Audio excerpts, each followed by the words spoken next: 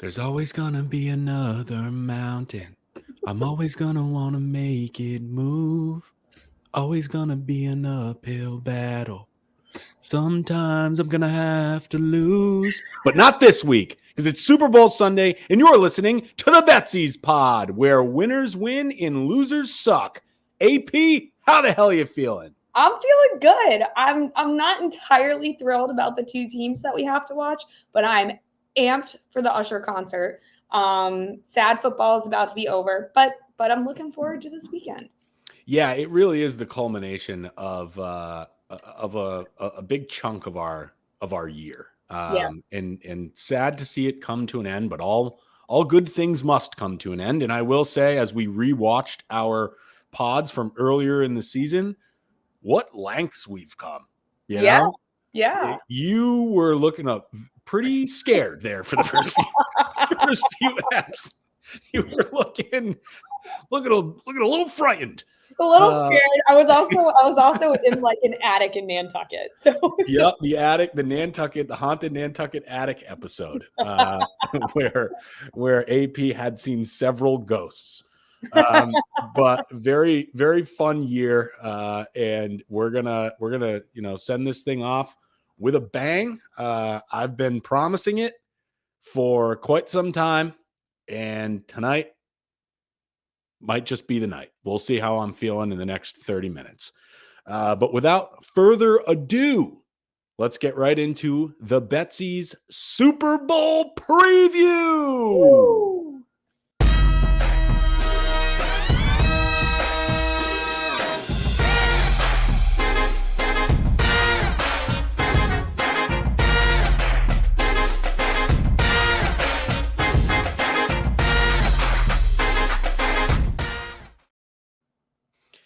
Dan Gamble breaks our heart. The Ravens refuse to run the ball, and we are stuck with the Niners and the Taylor Swifts in the Super Bowl. Thanks a lot, losers.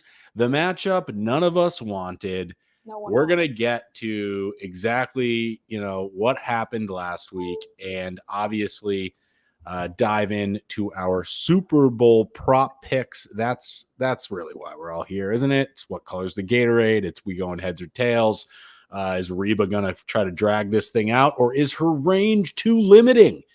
We're going to cover all that, and we're going to track our bets. And then at the end of this thing, we're going to do one final NFL episode after the Super Bowl. We're going to calculate all our money won and lost. And we will crown a champion of the Betsies pod. Right now, it's looking like AP, but I got some long odds on my tracked bets. So anything could happen in the final hours. And we are fixing to find out exactly what those opportunities may hold. But before we do that, let's talk about the Detroit Lions. Let's talk about the Ravens briefly. We don't like to dwell on the past here, but it does need to be addressed. Two epic meltdowns, and I just want to get your thoughts on how they did manage to blow this. Yeah, let's start with the Ravens, because I think that's the bigger meltdown of the two. Really, the largest lead in NFC Championship history that's just not a thing for you, because that happened. I actually forgot about that. Oh yeah. They were blowing them right the fuck out. I forgot about it. It's been so long in football years. I know, because it's been like a week and a half. But yeah, no, that was also a really big meltdown. But the thing is, though, this was the Ravens' win to lose. The Lions were coming in as underdogs, I'm pretty sure, or the line was pretty. Yeah, no, they were dogs. They were dogs. They were 7.5 point dogs, actually. Yeah, and I bet on that. I knew that. The thing with the Ravens, though, is that not one person on that team had it together. Like, you couldn't point to a single player that was like, well, at least the defense, I will say, the defense showed up to the best of their ability. I mean, nobody scored in the second half. But the Chiefs knew what they were walking into, and it just goes back to what I said at the beginning of the year. I just don't think Lamar Jackson is the guy to go to a Super Bowl. I don't think he has the composure. the one thing that, you would think that would set in panic wise is run. Like that's everyone's default Control tempo. Run the freaking ball. You're the best rusher on the team. And he had nowhere to go. I was really surprised that they didn't fire their offensive coordinator after that game, to be quite honest. Yeah, we chatted about this last week, and Mike did have some interesting points on it, which was they were the most efficient offense in the league up until that game. So it's hard to pull the plug on him just after one, but I see what you're saying. You run the ball 8 times, it's pathetic. Yeah, and not only that, I get one game out of God knows how many, but people have been fired over much less. And when you just, put a shit ton of money to your quarterback, they can't get you to the Super Bowl. It's probably the best team that they're going to have for the next couple of years. Like someone's got to pay, but I agree with that. I was just talking to my brother, AKA Bryler Sperry is his Twitter burner. So if you want to go on there, follow at Bryler Sperry and at Bryler Betts. Interesting character, but we were just chatting about how Mahomes got back here and how retrospectively unimpressive it truly is. And we touched on this several times throughout the season. Yeah. We kept having fraud alerts, and we kept saying Dolphins are a fraud, Bills are a fraud, Ravens are a fraud. And we were getting laughed out of the gym because each week towards the end of the season, the Bills and the Ravens were blowing people out. Yeah, and we were looking like jackasses and losing bets. Yep. But I think there's a more of a core issue on those teams about late season, and maybe that's what we were picking up on. But it just seemed like when you look at it on paper, it's like, okay, he beat Tua, then he beats Allen, then he beats Lamar. And it's like, okay, those are real good quarterbacks. Notoriously bad in the postseason. Yeah. All of them. I mean, Tua hadn't been there. So right. That's a different situation. But even that in itself, the fact that Tua hasn't been there. It's like, come on. It's really, I understand they had to win the games, and the Bills game was a very close game, but we are getting Patrick in the Super Bowl by default. And how sweet would it be if the old Navy mannequin Brock Purdy steps into this role with a San Francisco team that is not going anywhere and steals his thunder? Because I would lose my cool for if Brock Purdy rattled off like 2 or 3 in the next 5 years and stole Mahomes' thunder, I would be ecstatic. And what an underdog story to root for. So I have a theory about this. And this actually feels like a perfect segue into the theory. Light us up. So we'll get to our tracked bets in a bit. The way that I've set up my bets this week is more of a, if you like it, tail it. There's kind of something for everyone. I didn't pick an outright winner. I think I threw one in like a parlay, but I'm hoping this is a really big offensive matchup and they're going to go tit for tat down the field. Mm-hmm. But we talked about 2 weeks ago, the script, the NFL script. Mm-hmm. And if we were following the NFL script, all roads lead to the Chiefs. And I am here to say that everyone is looking at this as a short play and not a long play. Mm-hmm. And we are all wrong. And the NFL knows what they're doing. And the Niners are going to win. And I'll tell you exactly why. I'm all the way in on this. I will tell you all the way in. Push it all to the middle. And it touches on some Taylor Swift, fandom, because if you guys haven't noticed, I'm a millennial white girl. Mm-hmm. I grew up to Taylor Swift. Like, come on, heartbreaks in high school, all that, whatever. So I'm paying attention to the stuff online. I see it. I read it. I have some friends that are in on it. And Taylor did something this weekend, which is when she won Album of the Year at the Grammys, she announced a new album. Mm-hmm. And everyone thought that the new album was going to be her, re-release of Reputation, which is a revenge album. She didn't. She announced a brand new album, which means the next one that she's going to announce, likely in a couple months in the middle of her tour, is probably going to be Reputation, the revenge album. How perfect would it be if the Niners pull off the W The Chiefs feel slighted. We know women. I know it myself. My attention span is that of an ant. Like, if I have success coming into the NFL as a new fan halfway through, watching a team, rooting for a team, they win the Super Bowl, I'm losing interest immediately. I don't care about next season. Yep. Like, I've had the full cycle. I haven't Long experienced play. the heartbreak of a fan. But if the Chiefs came back, even though the NFL fans that have been here for a while, the Chiefs are not a team to seek revenge. They've been dominating for the past 5 years.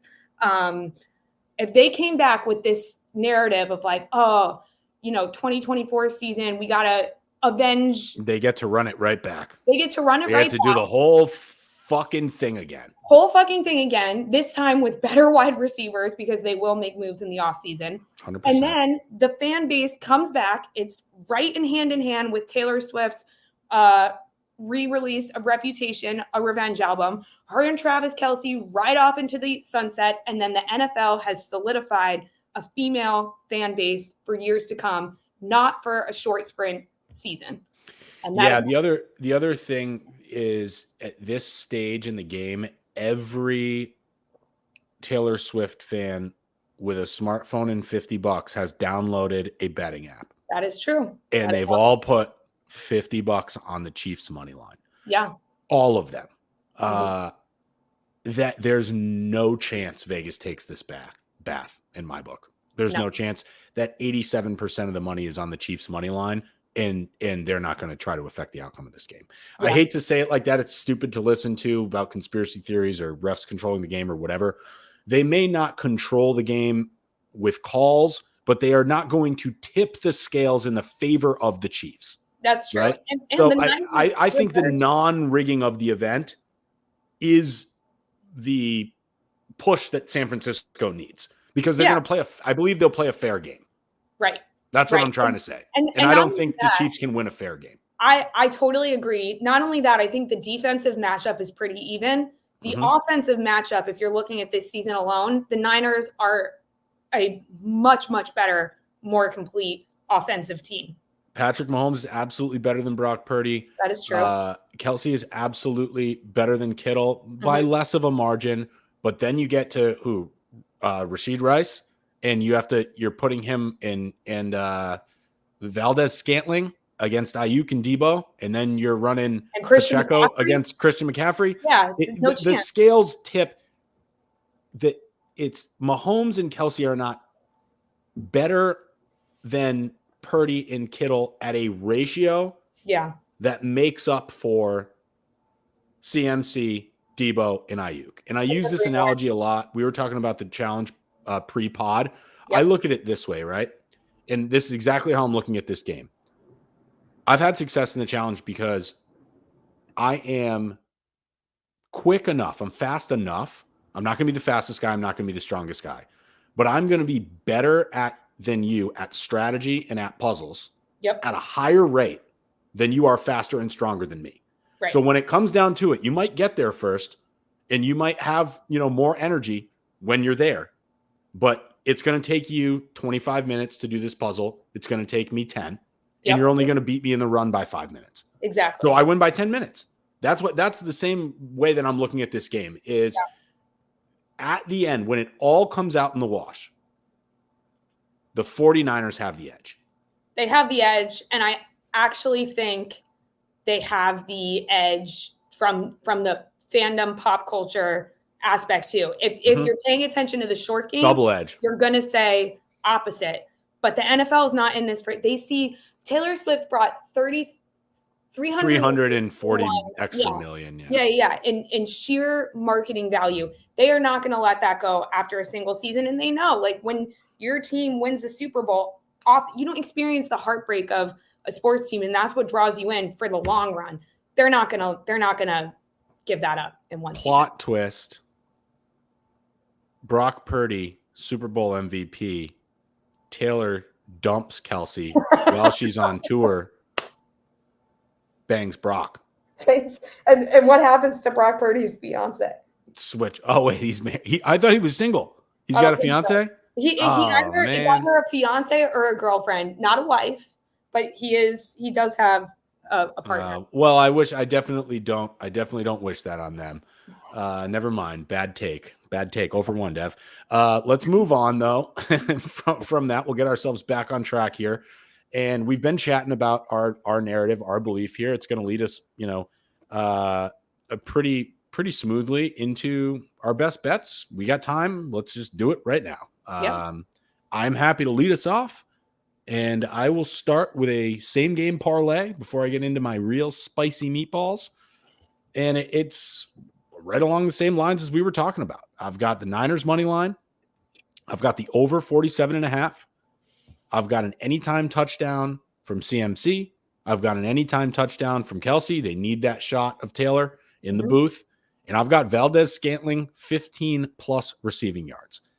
If you want to take a flyer on just a single prop, Valdez-Scantling receiving yards is the prop.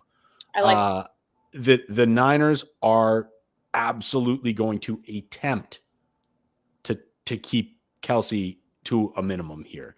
And Rice is very good, but has he built that big game chemistry yet with Mahomes? I don't think so. I think the trust in Valdez-Scantling will be there. Yeah. I see him having 3, 4, 5 receptions, potentially 15 yards is a gift. Yeah. So that's coming in at plus 800. We get our winner. We get points. CMC is going to score. We know that. We got to get that Kelsey score to get the booth shot of Taylor celebrating with the most annoying family on planet Earth. And then, we round it out with just kind of a normal football play, which is Valdez-Scantling over at plus 800. I don't like it. I don't love it. I've got to have it. It's the Cold Stone Creamery play of the day. I like this one. I might tail this. I like it. Yeah. What do you got for us? Let's kick things off with a tracked bet here. All right. So I'll give you guys another little overview. I've got 3 tracked bets that I feel really good about. And then I've got 1 long odds. It's actually my second longest odds. It's for the girlies. Like if you're hardcore T Swift, Travis Kelsey, he's going to propose after he wins Super Bowl MVP. You take that bet. We'll get to it later in the pod. It's for the girls, but I'm going to start off with a one-liner, just straight bet. And I'm going Chris Jones sack plus 150. I think he's going to prove his value in, already has, and I agree. I love this play. I thought about throwing this in the same game. I really did. I truly did. I like this as a single line because what I think is fun with betting with the Super Bowl is just throwing a bunch of shit out there and seeing what sticks. And if you want a straight bet on an all-star that's going to pay out in plus money, I think this is the one that you go with. Brock Purdy will show up in the second half. I think he's going to have a little bit – he's going to be a little he's going to try to get his footing in the first half. I don't think he's going to come out as strong in the first half as maybe some other people are thinking. And I think that Chris Jones will absolutely pummel his ass to the ground in the first or second quarter. This coincides with a bet that I didn't put on track bets, but that I have made, which is the over on Brock Purdy rushing yards. And I say that I have this too. I have that in a parlay too. Yep. He was running all over the place.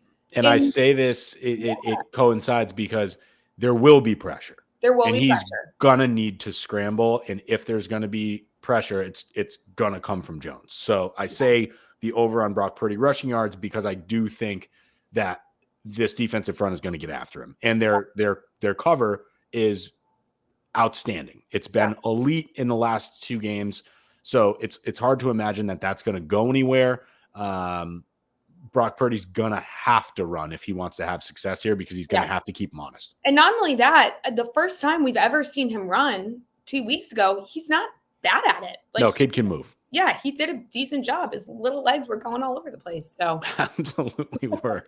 I'm going to switch us over to a interesting first touchdown scorer bet. I have one too. Okay. Well, let's see. Well, we may agree. We don't know. Might be like our fantasy team drafts. I could not, which could go either really well or really poorly. I haven't been able to find a player, and I'm just going to give a quick example, a quick story here, a quick anecdote that wants this more in each of their interviews and has the story to back it other than George Kittle. George Kittle lost this game, and he stood on the sidelines with a camera in his face and a hot mic, and he said, I will be back in this game, and I will win this game. He manifested this 100%. And his blocking in the last game went down back against the wall. You need something. He's not getting the rock a lot. He is willing to do whatever it takes. And I believe with the focus on Debo and CMC, we are going to see some sort of little either Kittle screen or shuffle pass or something creative that ends up in the hands of George Kittle to score the first touchdown at plus 1,000. Oh, that's plus 1,000. Okay. Plus 1,000. Interesting. George Kittle first tutty plus 1,000. Okay. I love it. I don't hate this. I've got a conflicting but similar first touchdown bet. You can probably guess what it is. Yep. But if I'm spreading my dollars across the board, I might tail this. No need. No, I mean, no reason not to. $10 to win 100, you know? Exactly. Wow. At plus 1,000. I don't think that was plus 1,000 when I pulled these lines a couple days ago. I really like that. And it actually relates to two of my others. I'll go. Fire them both off, and then I'll close us out because my bet actually works well as the anchor. Okay. All right, cool. Okay. So we'll go with the really long odds. So I've got the opposite end of this coin, which is it's a parlay. I've got Kelsey as the first touchdown. I think he's going to burn bright quickly. I think if the Niners win this, they come back in the second half. And he's, the spicy one. He's talking about it left and right too. Not as passionately as George Kittle because Travis Kelce is just a tool.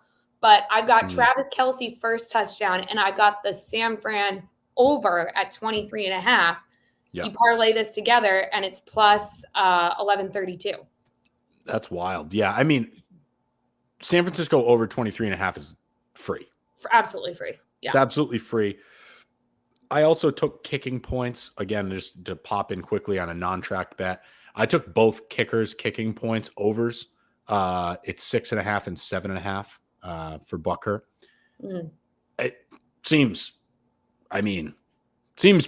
pretty free to me. Like 2 touchdowns, 2 field goals from both guys.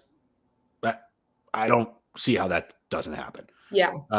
So I'm with you on the over 23.5 for sure.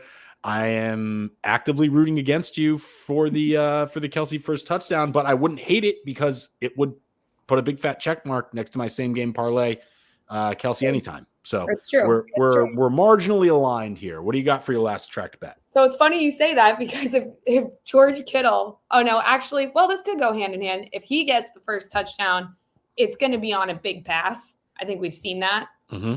So I've got another parlay, which is Purdy rushing over 13 yards, George Kittle over 40 receiving yards, which he could easily get in one pass. Mm-hmm. Travis Kelce over 6 receptions. This is plus 223.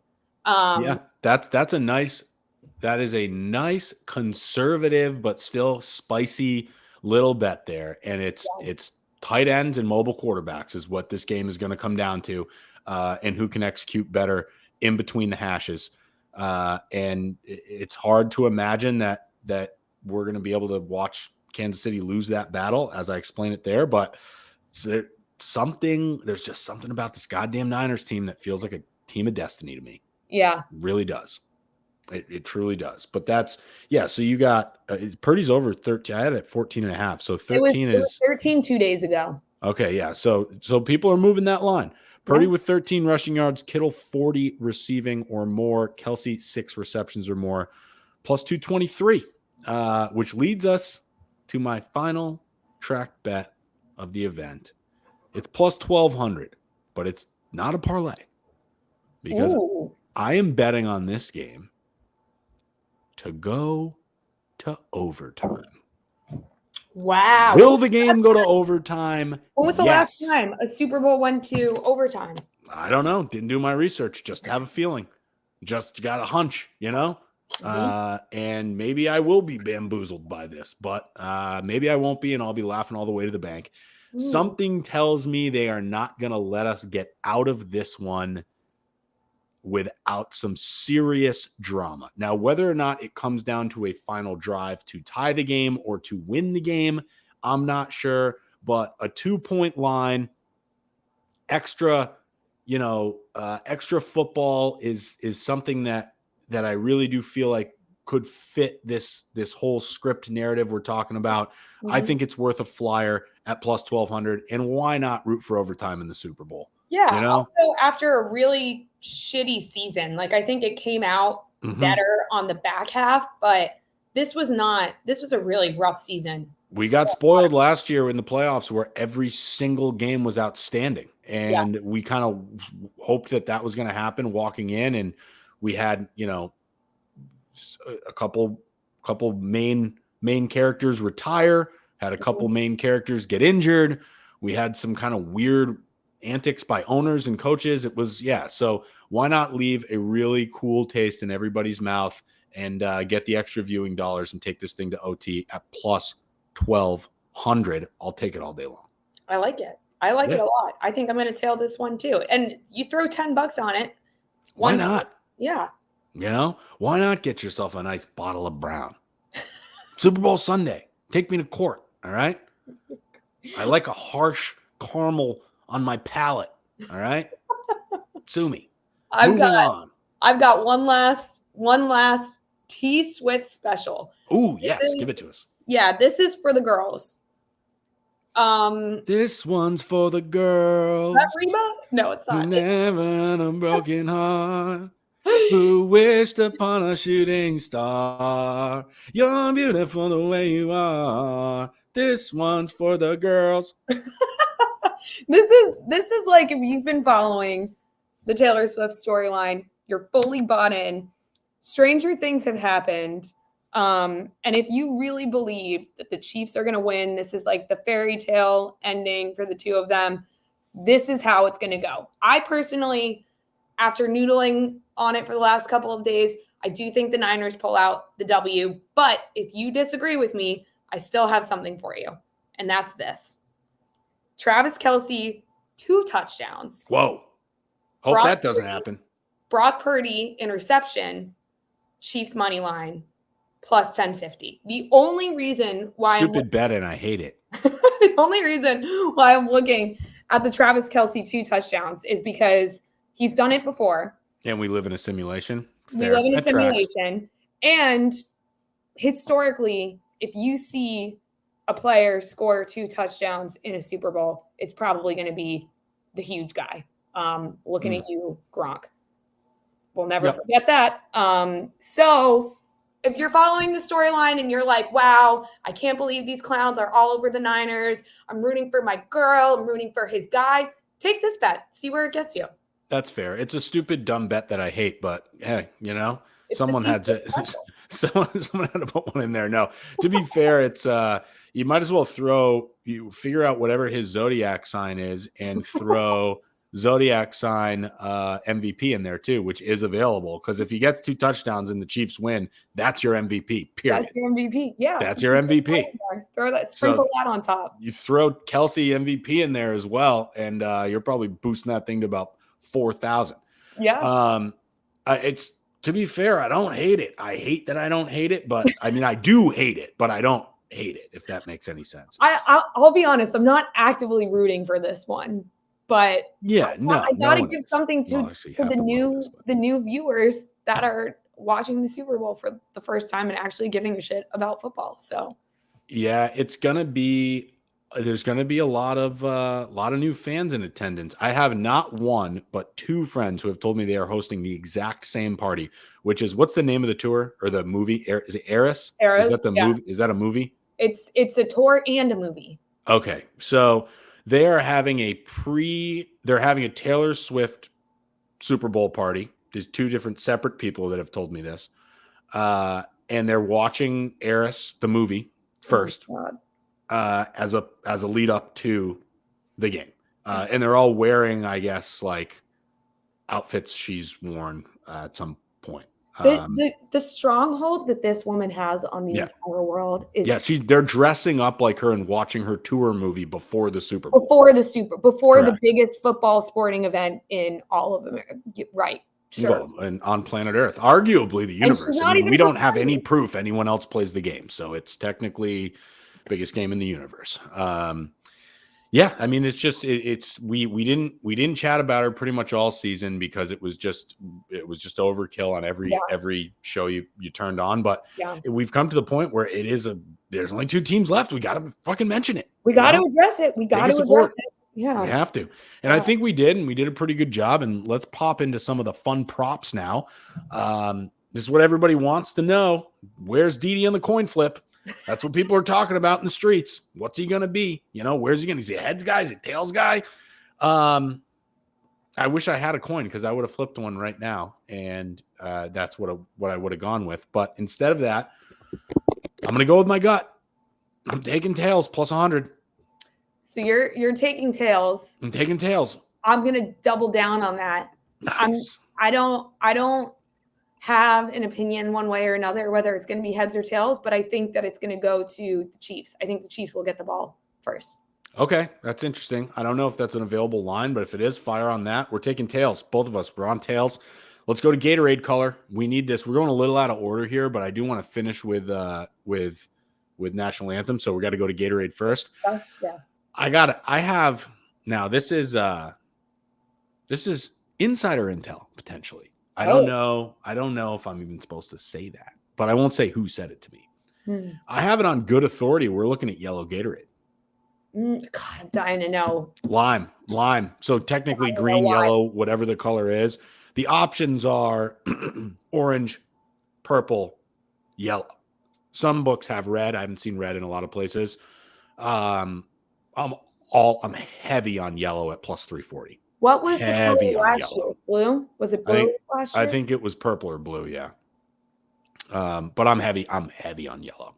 I actually yellow plus 340. I'm not just doing this to be an appeaser. I like yellow too. Yellow was also, fun fact. Let's parlay it with the coin toss. Yeah, there you go. It is the most hydrating and least artificially flavored flavor of Gatorade. Is yellow? Mm-hmm. Like if you're severely hungover or like you're dying of food. They're not just all the same? Apparently not. Apparently yellow is the one that you want to go for. Apparently you want to drink yellow Gatorade if you're feeling sick. So my final fun prop of this event will be the National Anthem over-under, which has dropped from 91 to 86 and a half seconds due to the lack of vocal range of one Reba McEntire. I don't love this narrative because I think Reba does have pipes. And I'm changing my goddamn bet. I'm taking the over, Reba. Wow. I think you got it in you, Reba. Wow. I think you got it in you, Reba. Stretch that thing out a little bit, Don't go too hard. Don't go Black Eyed Peas in the NBA All-Star.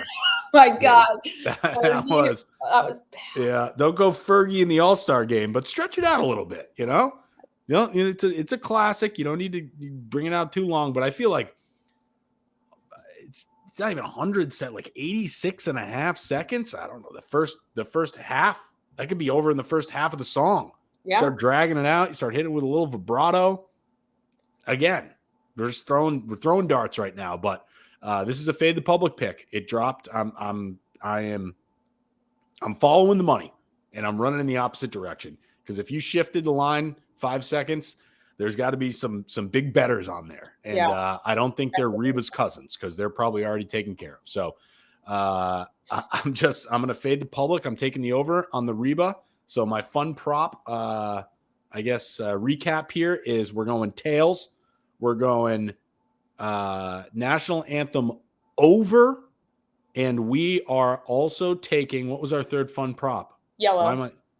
Gatorade, yellow. We're taking yellow Gatorade. Those are my three. Tails, over the National Anthem, yellow Gatorade. You heard it here first. You got any Zodiac bets for us, AP? What do you got? You got a fun one over there rattling around? I've been thinking on what Usher's going to open with, Oh, that's a good one. It's not going to be yeah. Take that off the board. It's not going to be yeah. I think it's going to be oh my God. I think that's what it's going to be. How's that one go? It's like, oh my God, did it again. So I'ma let the beat drop. Oh, you know that nice. song? And then I think it was an interesting rendition, little pitchy. Little pitchy. It's like that's the little pitchy. Well, I'm thinking about like what Rihanna opened with last year and how it just came out of left field with right. Bitch Better Have My Money. Great song. Great song. And I feel like this would be a good way to kick it out the gate. I don't know what the odds are, but he's got a lot of bangers. He's got a lot of hits. So I imagine there's a lot that he could open with. It's not going to be Burn. I'll say that. If I don't get You Remind Me, I will riot in the streets. Play the song, Ursher.